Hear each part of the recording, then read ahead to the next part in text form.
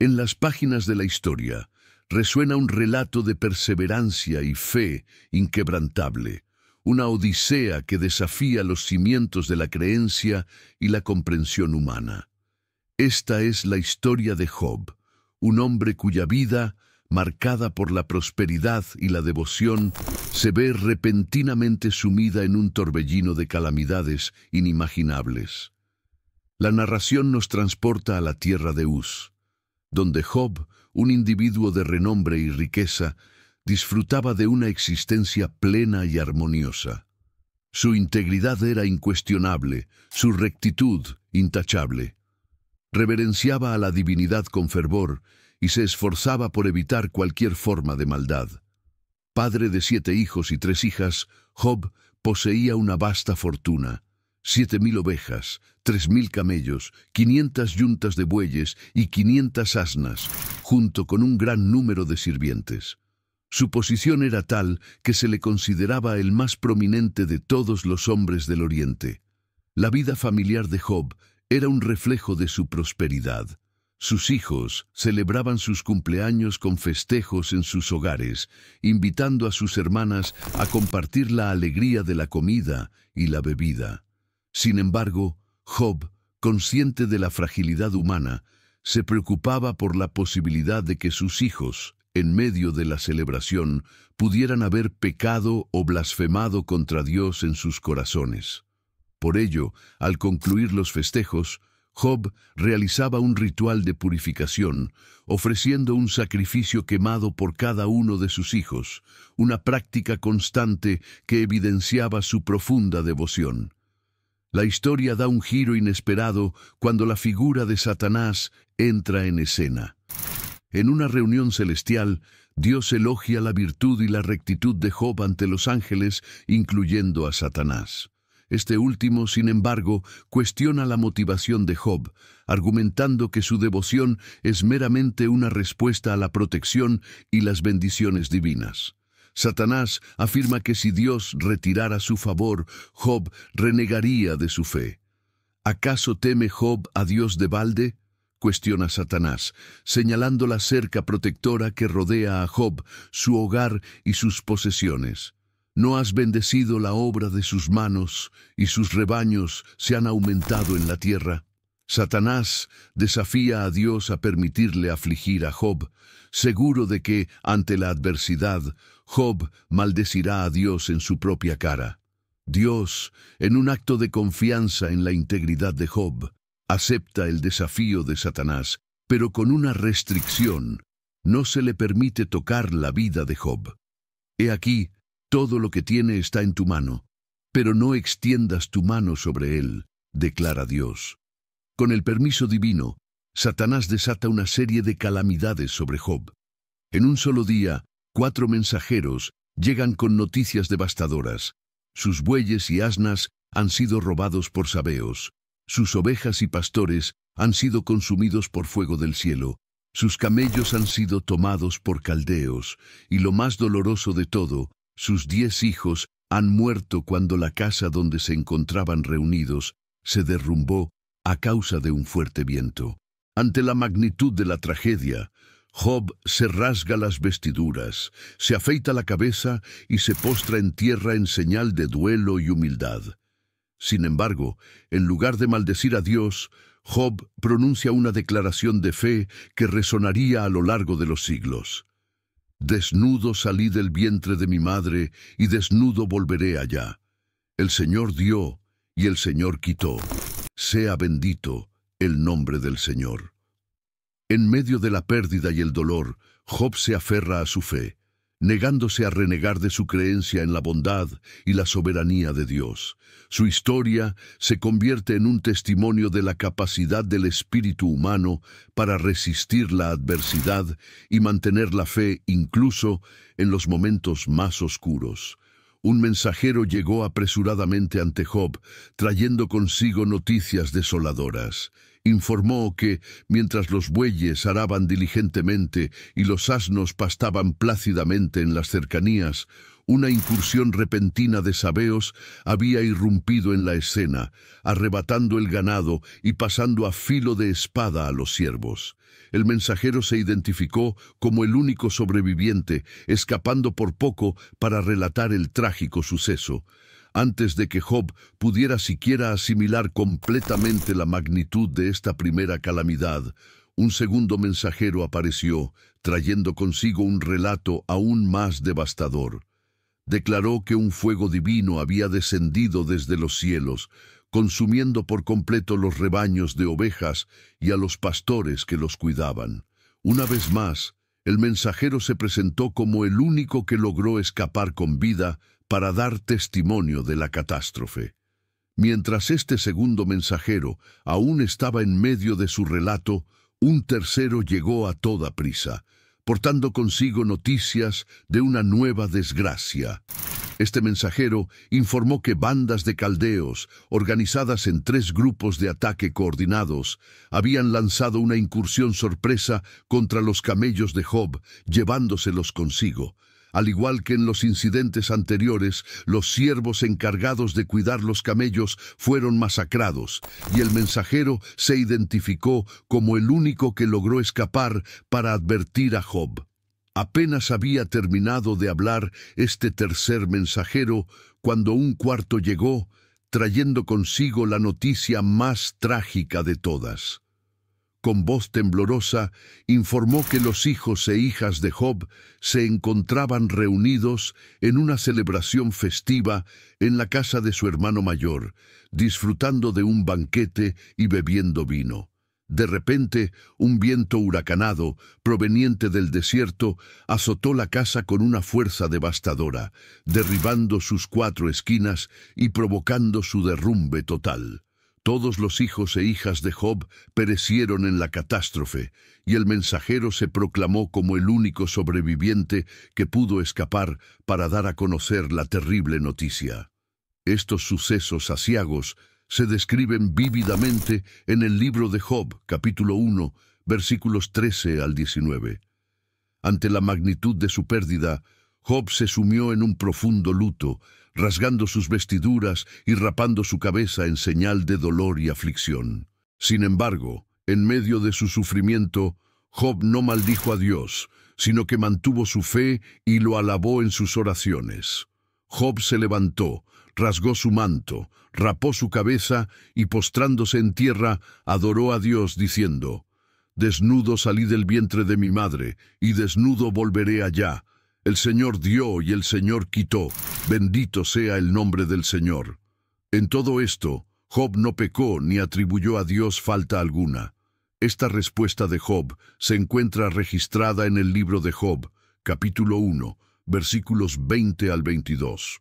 Posteriormente, Satanás reaparece en el cielo y Dios le concede otra oportunidad para poner a prueba la integridad de Job. En esta ocasión, Job es afligido con terribles llagas en la piel que le causan un dolor insoportable. La esposa de Job, desesperada al ver su sufrimiento, intenta persuadirlo para que maldiga a Dios y ponga fin a su vida. Sin embargo, Job se niega a ceder y se esfuerza por soportar sus tribulaciones con paciencia y fe. En la narrativa del libro de Job, 2 tramas se entrelazan hábilmente, una celestial y otra terrenal.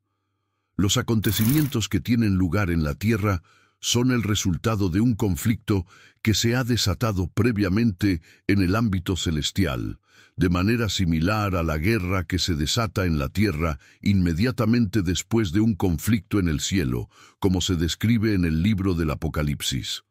Elifaz, Bildad y Zofar, 3 amigos de Job, llegan para consolarlo en su aflicción. Se sientan junto a él en silencio durante 7 días, mostrando su respeto por su luto. Finalmente, en el 7º día, Job rompe el silencio e inicia un diálogo en el que cada uno de los 4 hombres ofrece descripciones poéticas de sus problemas. Job maldice el día de su nacimiento, comparando la vida y la muerte con la luz y la oscuridad. Expresa su deseo de no haber nacido jamás y de que su nacimiento hubiera sido ocultado por las tinieblas, sintiendo que la vida solo aumenta su agonía. Elifaz responde a Job, señalando que él, que antes consolaba a otros, ahora admite que nunca fue realmente consciente del sufrimiento ajeno. Elifaz concluye que el dolor de Job debe ser debido a algún pecado que ha cometido y le recomienda que busque el favor de Dios. Bildad y Zofar coinciden en que Job debe haber cometido alguna maldad para provocar la justicia divina y argumentan que debería intentar demostrar un comportamiento más inocente. Bildad incluso sugiere que los hijos de Job atrajeron la muerte sobre sí mismos por sus propias acciones. Zofar insinúa que cualquier error que Job haya cometido merecería un castigo aún mayor que el que ha recibido. Job reacciona a cada uno de estos comentarios con indignación, llegando a llamar a sus simpatizantes médicos inútiles que encubren su falta de ayuda con mentiras, como se describe en el libro de Job, capítulo 13, versículos 1 al 4. Mis oídos han oído y entendido esto. Ciertamente poseo un entendimiento similar al de ustedes. No me considero inferior. Sin embargo, mi anhelo es entablar un diálogo con el Todopoderoso, presentar mi caso ante la divinidad. A pesar de ello, me atribuyen falsedades, calificándome de médicos ineptos. Job cuestiona la lógica divina de juzgar las acciones humanas, sugiriendo que Dios podría simplemente corregirlas o perdonarlas. Le resulta desconcertante cómo un ser humano puede satisfacer plenamente la justicia divina, considerando que los designios de Dios son inescrutables y trascienden la comprensión humana. Además, los humanos no pueden persuadir a Dios con sus palabras, ya que Él no se deja engañar. Job reconoce su propia insuficiencia para defender su causa ante Dios. Anhela la presencia de un mediador entre él y la divinidad para evitar ser condenado al Sheol, el reino de los muertos. Job cree firmemente en la existencia de un testigo en el cielo, un redentor que dará fe de su integridad, como lo expresa en el capítulo 19, versículo 25. Yo sé que mi Redentor vive y al final se levantará sobre la tierra. Y en el capítulo 16, versículo 19, He aquí que mi testigo está en el cielo, mi intercesor en las alturas. El sufrimiento se torna insoportable para Job, quien se siente amargado, ansioso y atemorizado. Lamenta la aparente injusticia de Dios al permitir que los malvados prosperen mientras él y otros justos sufren. Desea confrontar a Dios y protestar, pero no logra encontrarlo físicamente. Piensa que la sabiduría está oculta a la humanidad, pero decide perseguirla, reverenciando a Dios y apartándose del mal. Eventualmente, Dios interviene en el diálogo divino de la primera ronda. Durante sus discursos, Job solicitó a Dios en 36 ocasiones que se dirigiera a él. Ahora, su deseo se cumple en las dos intervenciones divinas, ambas ocurriendo en medio de una tempestad. Existe un cierto humor en la manera en que Dios se dirige a Job. Se le recuerda que Él es el creador de todo. Dios repasa su impresionante labor de creación y sustento del mundo, preguntándole a Job si podría igualar dicha obra. Concluye preguntando si Job está en posición de juzgar, insinuando que es una impertinencia que Job crea que Dios debería darle explicaciones.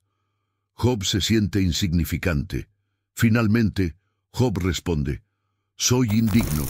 ¿Cómo puedo responderte? Me tapo la boca con la mano. Una vez he hablado, pero no tengo respuesta. 2 veces, pero no diré más». En la segunda ronda, Dios no habla de sí mismo como creador, sino de 2 de sus criaturas, el hipopótamo, Behemoth, y el cocodrilo, Leviatán. El discurso está impregnado de humor.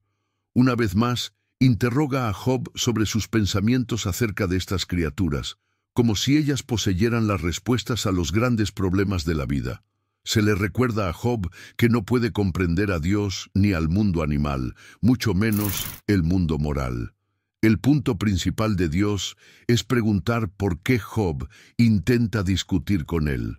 Job responde que Dios es omnisciente y que ningún plan suyo puede ser frustrado. Ahora reconoce que su cuestionamiento a Dios fue totalmente inapropiado y se desprecia a sí mismo, arrepintiéndose en ceniza y polvo. Aunque el encuentro con Dios es humillante para Job, el núcleo del problema se aborda, ya que vuelve a conectarse con la divinidad. El diálogo ofrece un clímax magnífico e inesperado para el libro. En el epílogo, el texto cambia de poesía a prosa, cuando Job acepta que no debe culpar a Dios por sus interacciones con él. Dios restaura a Job. Tras una serie de tribulaciones, Job recupera su prosperidad, incluyendo 7 hijos y 3 hijas, así como abundantes camellos y rebaños de ovejas, superando con creces su riqueza anterior. Esta restauración simboliza la rehabilitación de Job como un fiel servidor de Dios. En contraste, los 3 amigos de Job son duramente reprendidos por la divinidad, quien declara que sus palabras sobre Job no fueron acertadas, advirtiendo que sus argumentos no deben ser tomados como verdades absolutas. Un aspecto notable de los diálogos divinos con Job es que Dios elude responder directamente a sus interrogantes y no revela la apuesta realizada con Satanás. La razón de este silencio radica en que Job no necesitaba conocer los detalles de lo ocurrido en el plano celestial, ya que Dios tenía sus propias razones para permitir su sufrimiento. Es crucial distinguir entre la perspectiva judía y la cristiana al interpretar este libro. En la tradición judía del Antiguo Testamento, la visión de los problemas terrenales no se extendía a la eternidad. Se creía que la justicia divina debía manifestarse en la vida presente, dado que tanto justos como pecadores compartían el mismo destino, el Sheol, un lugar de existencia sombría donde los espíritus descansaban. Por otro lado, la perspectiva cristiana ofrece una comprensión diferente del sufrimiento terrenal, contemplando la esperanza del cielo a través de la obra redentora de Cristo. El sufrimiento en este mundo palidece ante la promesa de la vida eterna. En consecuencia, las referencias a la vida después de la muerte en el libro de Job son sutiles. En un momento, Job expresa su creencia en que se encontrará con Dios después de su muerte, pero este tema no se desarrolla ampliamente y carece de detalles concretos sobre cómo ocurrirá. El libro de Job se desarrolla en 2 planos principales, el divino y el terrenal. La trama celestial abre el libro con la reunión de Dios y Satanás en el cielo. Originalmente, Satanás era un ángel encargado de señalar los pecados, actuando como el acusador de Dios al recorrer la tierra para informar sobre el comportamiento humano. Sin embargo, con el tiempo, Satanás se había vuelto cínico, dudando de la capacidad de alguien para amar a Dios por sí mismo. En su lugar, creía que el amor hacia Dios estaba motivado por las bendiciones recibidas. Este es el punto de partida de un debate entre Dios y Satanás. Dios le pregunta a Satanás si ha notado a Job en sus viajes por la tierra. Dios afirma que Job lo ama incondicionalmente, sin esperar nada a cambio. La respuesta de Satanás es escéptica, argumentando que si Dios retirara sus bendiciones a Job, éste lo maldeciría, al igual que cualquier otro. Como resultado, se establece una apuesta divina. Es esencial destacar que Job desconoce por completo esta apuesta, mientras que el lector es consciente de ella. Este conocimiento previo proporciona una perspectiva única sobre los acontecimientos. Este encuentro nos revela aspectos importantes sobre Satanás, sugiriendo que no puede estar en 2 lugares simultáneamente, careciendo del don de la omnipresencia divina. En cuanto a la trama terrenal, El debate entre Job y sus compañeros ocupa la mayor parte del libro. La pregunta central es ¿por qué Job está sufriendo más que otros? Se presentan dos puntos de vista opuestos.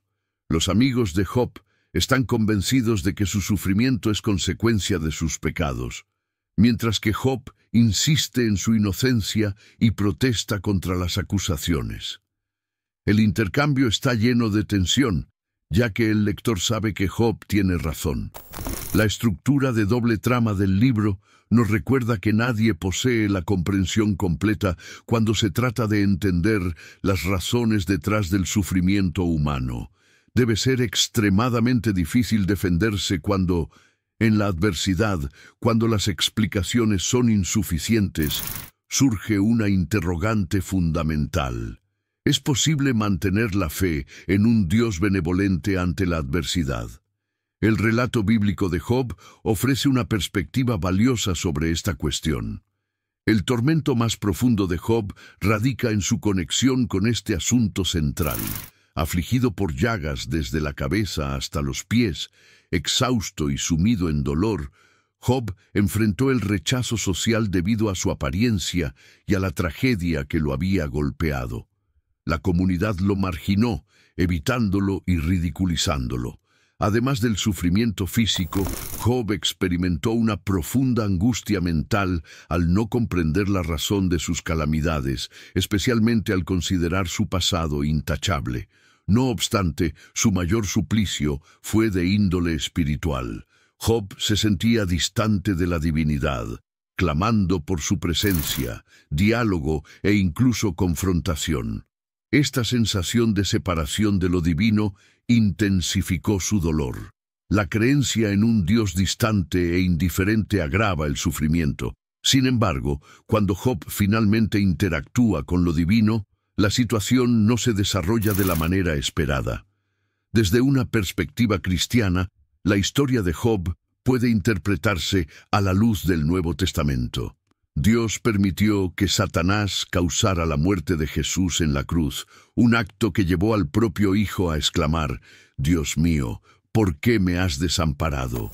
Al igual que Job, Jesús no recibió una explicación del propósito de su sufrimiento, lo que sugiere que incluso él perdió la conexión con dicho propósito bajo la intensidad del tormento. La fe cristiana ofrece una perspectiva trascendente. La vida continúa más allá de la muerte. Los interrogantes sobre el sufrimiento no requieren respuestas inmediatas. En la versión griega del libro de Job se añade un versículo que anticipa la resurrección de Job junto a aquellos que el Señor resucitará.